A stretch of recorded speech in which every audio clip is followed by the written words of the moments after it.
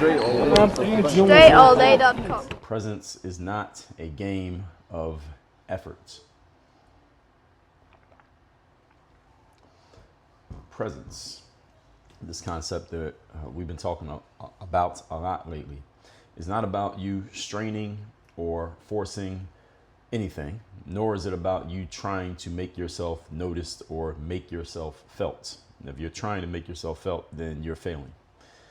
The people, especially males, with the strongest presence don't have this effect because they have out-efforted their way past others or efforted their way into the room. That's not the way it works. They make themselves the room.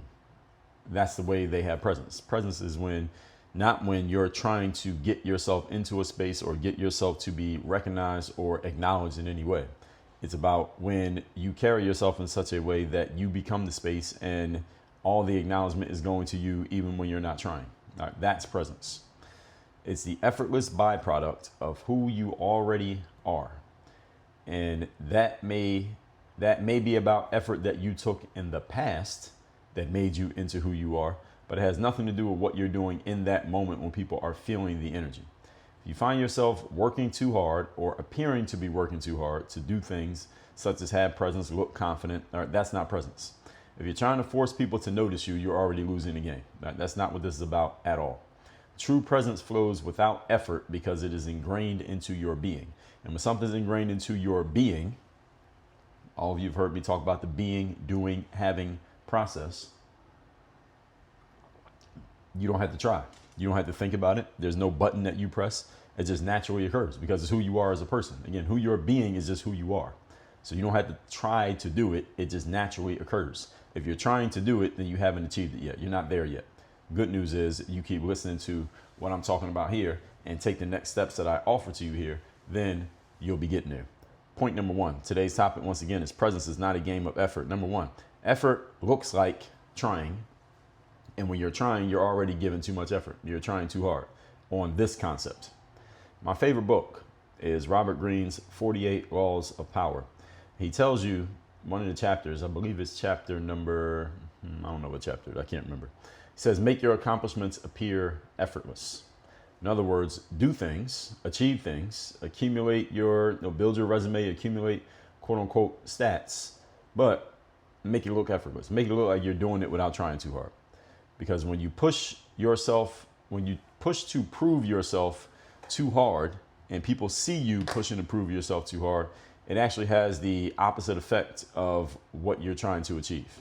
So you don't want it to look like you're trying too hard to do anything or achieve anything, because then, again, people see that and they see, oh, this person's trying too hard. Well, when you try too hard to show people how hard you're working, then the effect of the wow factor, let's just say, for lack of a better term, the wow factor of what you're doing goes away.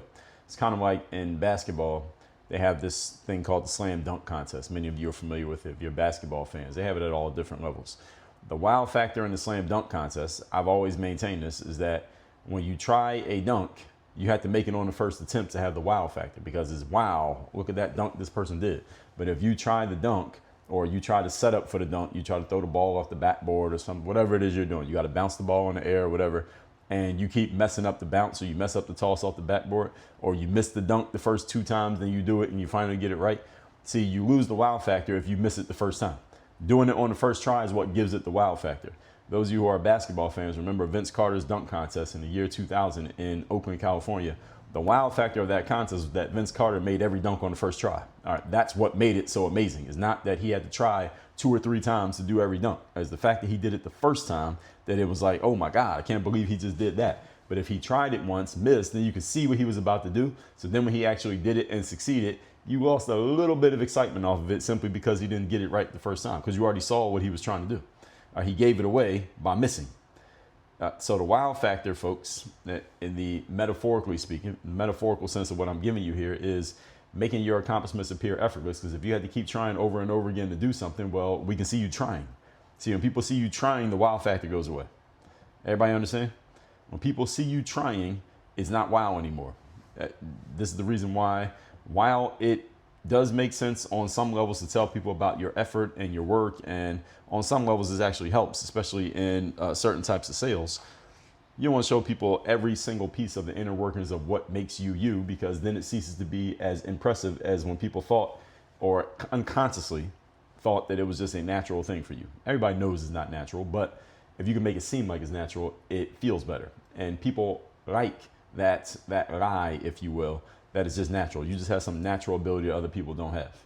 See, when you push too hard, people can sense that you're straining, especially for something like attention. It comes off as insecurity. When you're straining for attention, it reads as insecurity rather than power. This is not me telling you not to try hard. This is not me telling you not to put in the work. Again, when I told you about what we expect of a professional, when you have the word professional next to your name, there are some things that people are expecting. I talked about how to professionalize your business in episode number 2433 and also episode 1310. And the episode I'm referring to here specifically is episode 931. What is expected when professional is next to your name? One of the things that's expected is that you are expected to make what you do look and feel easy, even though it actually is not easy. It actually takes a lot of hard work to do what you do. But when onlookers and spectators are watching you, you want to make it look like it's easy. It should feel like it's easy to you when they're watching you do it. Again, even though logically they understand there's probably a whole lot of work that goes into it. It's like a magician doing a magic trick.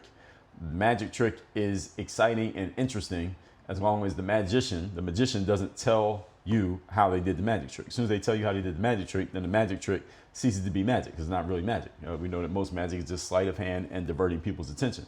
But until they show you how they did it, it feels like magic. And that's what makes it interesting. Now, if the magician goes on and tells you everything that they do and shows you how all the tricks work, well, they don't have a show anymore, and they basically put themselves out of business. So we know there's work required in any high-level performance, especially one done consistently. But doing things with ease is a signal of mastery, and it's a signal of it gives you an aura of power. Point number 2. Today's topic, once again, is presence is not a game of effort. Number 2, presence is a feeling, not a performance. It is something that people feel. It's not something that you do. Again, being, doing. Being, doing. Presence is not performed, explained, or sold to others. When you have presence, it is filled in, it fills in through you, and other people feel it in them naturally. It flows through you in ways that, again, you don't have to explain. Other people cannot explain, but they absolutely feel it. They don't know why they feel it, they just feel it. They're just going off of their instinct, and their instinct is based on their life experience. Real power does not have to introduce itself. It is recognized. We just talked about this in the last episode. If the boss or the manager of a business is walking around that business, you can tell that they're the boss or the manager. You don't have to know who they are. They don't have to have a name tag or a sign on their head that says, I'm the boss. You can just tell by the way they conduct themselves that they're the boss. I was in a Rita's Water Ice down here in South Florida about a month or maybe a month or two ago. And I've been in this location multiple times. And there was a guy in there this time who I'd never seen before. Almost every time I'm in there, there's almost always females working in the back. It's the only time I've seen a man working in the back. He didn't have a uniform on. And I could tell by the way he was moving about and the way the workers behind the counter were orbiting around him that he was the boss. So I struck up a conversation with him. Turns out he's from the northeastern part of the country. I believe he's from Jersey, if I remember. And he was the owner of the place. I could tell immediately. And we just started having a conversation. I told him I was from Philly. And I'm a big fan of Rita's Water Ice because Rita's Water Ice is an up north type of thing. And it's the thing a lot of people in South Florida don't even know what it is. And we had a brief conversation just talking about that. The whole point is I could tell he was the boss, even though he didn't have it's not like he had a shirt on that said, hey, anybody looking for the boss, that's me. Now, your boss don't have to tell you that they're the boss. You can tell. So you, as a person with presence, your thing is something that you don't have to announce, especially your being. When something's part of your being, you don't have to tell people that you're it, because it's clear in the way you carry yourself, and other people can tell just by being around you. I tell you all the time that when I'm dressed in casual clothing, people often assume that I'm an athlete. I have no problem with that assumption because I spent a lot of time as an athlete. I still go to the gym every single day, and I'm still in good enough shape to call myself an athlete. And I can go out there and compete in not in every sport, but in some of them. And Why do people get this feeling from me? Because I carry myself that way. I have the look, I have the energy, I have the physique. It matches. So it makes sense. Their assumptions are not wrong. So for you, it's the same thing. Whatever you really are and what you're really about, you represent it in the things that you do on a daily basis. And when you come around somebody who doesn't see you doing that stuff on a daily basis, they can somehow, some way still feel it in you, depending on what it is. Now, there are some things they would have to actually know. There are some things they may need to be told, but there are other things that they can just tell. It becomes clear in the way you carry yourself, and other people are able to tell it just by being around you. For example, when I'm talking to women, when I'm talking to a woman and she's just by herself, she doesn't have anyone with her, and I don't have anyone with me, and I'm talking to her. Even if I have my son with me or I have other people with me, but I'm speaking to a woman, I can almost always tell when I'm speaking to a woman who has kids versus when I'm speaking to a woman who does not have kids. It doesn't matter how old her kids are. Her kids could be 2 years old, her kids could be 32. A woman who has children communicates, and she carries herself with communicates in a certain way, carries herself a certain way. She has a certain style of communication and a certain energy that a woman who does not have kids does not have. I can tell the difference. Almost all the time, I can tell. Why? Because the energy is there. So there's no need to announce something because there's no one to announce it to. Now, it's already been announced in an unspoken language, whoever you are and whatever you are and however you are. When you try to manufacture presence, it often has a backfiring effect. Again, this is the posturing. Like I talked about in the previous episode with the guy who walked into the park with his arms out, flailing out, not flailing, but out to the sides. And he was walking this kind of macho type of walk. And he had the aggressive dog who got aggressive with the other dog. And then he got aggressive with the woman who called him out for having an aggressive dog. You're not supposed to bring aggressive dogs to dog parks. That's the whole point of the dog park. If your dog's aggressive, don't bring them in there. And again, he wouldn't have responded like that had that been a man. But anyway, when you're moving or speaking about or too much, when you're over talking, when you're exaggerating your behaviors, these are all read by others unconsciously as energy leaks that take away from whatever presence you could have impressed upon them. The harder you try to do something, the more obvious it becomes that you're trying to do it. I'm not telling you not to try. What you need to do is you need to be like a duck. You ever seen a duck swimming on the surface of a lake? On the surface of the lake, the duck looks very calm. You can see the duck moving, it looks very calm. But if you were to watch underwater, that duck's activity, its legs and its webbed feet are paddling like hell. And the faster the duck is going, the faster those legs are moving. But on the surface, you can't see the duck paddling. But underneath the surface, the duck is paddling crazy. All right, and that's what you need to be. That's presence. Now, the duck looks perfectly calm on the surface, but underneath, they're doing a whole lot of work. Presence is the opposite of trying. Again, even though you may actually be trying. Point number 3. Today's topic, once again, is presence is not a game of effort. Number 3. Presence is a byproduct. It is not an effort in and of itself. Presence is a result of what you do. It is not something that you do. It's something that you become. As I've said many times here today, you often hear me talk about this being, doing, having process. Here I am talking about it again. Presence is part of the being. It's who you are as a person. This is not something that you can count, measure, ration out. You cannot see it with your eyes, but you can feel it. You become presence. You do work. You do effort. And this is energy that you assume before you become the person that you're to become, so that you can take the correlating actions that will make you into that person. This is another thing that people get wrong, and often they get it wrong by getting it backwards.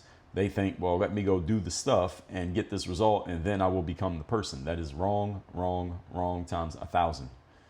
You become the person energetically first in your mind.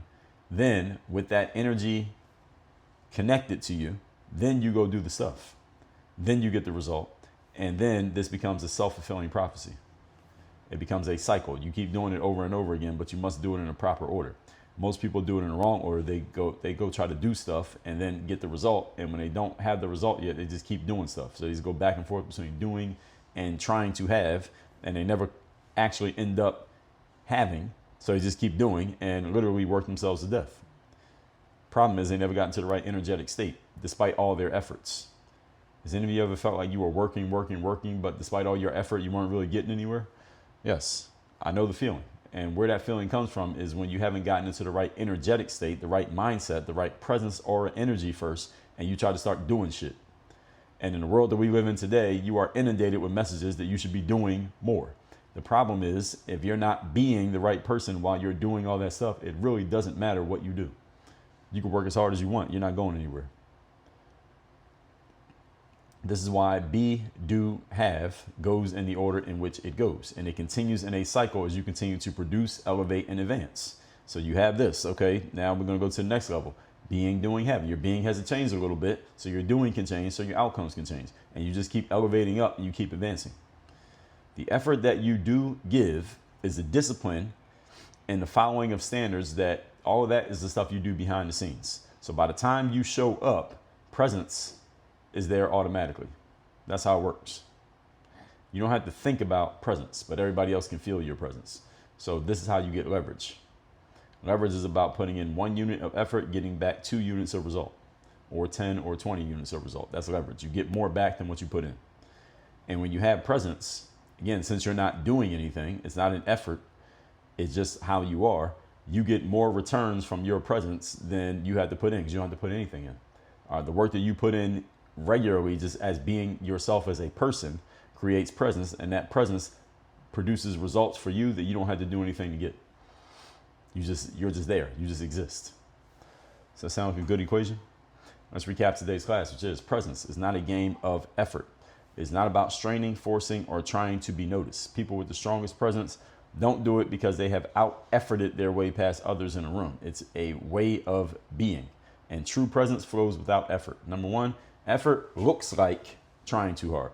Robert Greene talks about this in one of the chapters of the 48 Laws, which is called Make Your Accomplishments Appear Effortless. You never want to look like you're trying hard, even though you may try hard. Try hard quietly when nobody can see it. Don't try hard out in the open space with the same people who you're trying to have presence with, because it diminishes the effect. Again, remember the wow factor.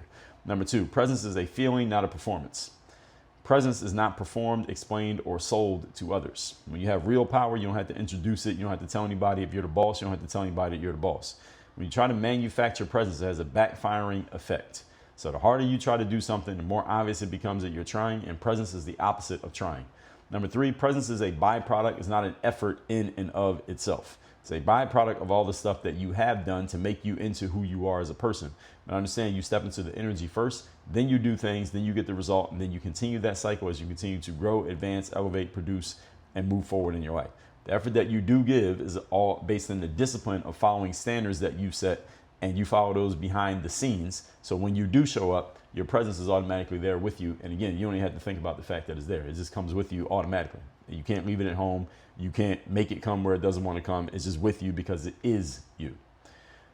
With all this said, folks, when you are ready to step up your presence, your confidence, your discipline, your mindset, so that that mindset can be used for you to start taking the actions that are necessary to get you from where you are to where you want to go in the shortest period of time, the shortest possible amount of time, go to workonyourgameuniversity.com and get to working with me directly. Work on your game. Dre, all